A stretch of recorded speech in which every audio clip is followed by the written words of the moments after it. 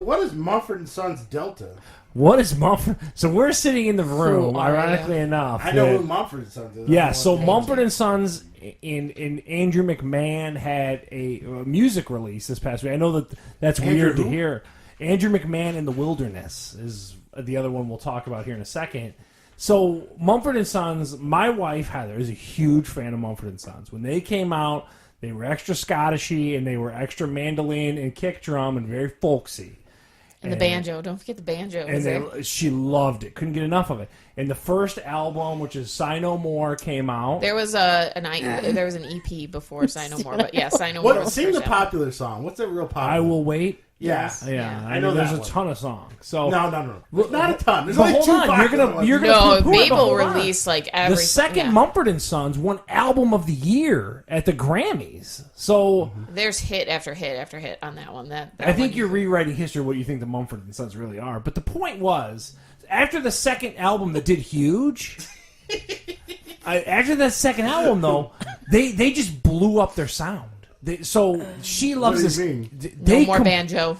They got rid of all the folksy stuff and broke out like electric instruments and all this stuff for a third album called Wilder Mind.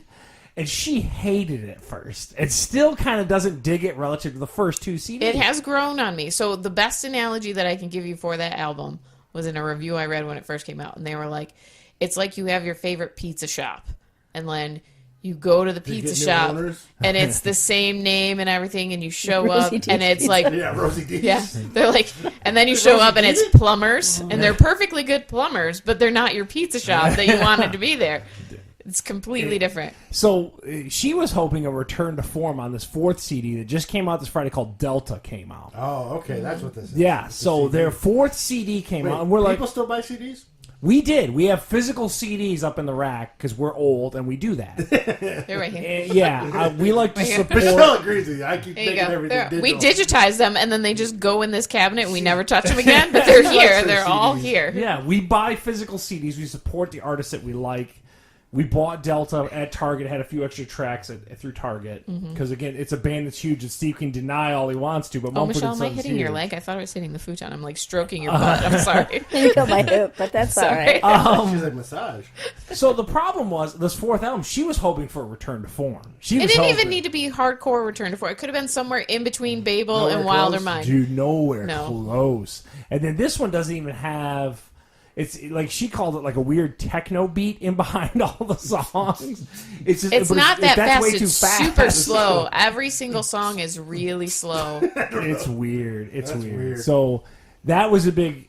to me, it was a miss. Heather will say she likes it. No, I said from the beginning I said I didn't like it. And you were like, oh, you said you didn't like Wilder Mind. Now you like it. I don't think that I will visit this one. So you're not going to go to a music festival in the middle of nowhere to hear Troy, Ohio. That was one of the best shows I ever went to. Cool, so you can, talk smack all you want, but that was amazing. I just asked you to go to another music No, because I was going to buy tickets, and they sold. So I was in the online queue right beforehand because they go on sale at 10, which is right at the end of my second hour. So I just put it up on my computer, and it's in the background. No, it's just in the background while I'm going about my business. And then when the bell rings, I get on there. So then in between classes, and so it was right away, and the best ticket I could get was probably $500 for the best seat, and I was like, this is a band that no one likes, according to Steve. I'm not doing that. Just so you know. And then by the end of the day, when I checked again, they were sold out except for the nosebleed section. So I was like, this is ridiculous.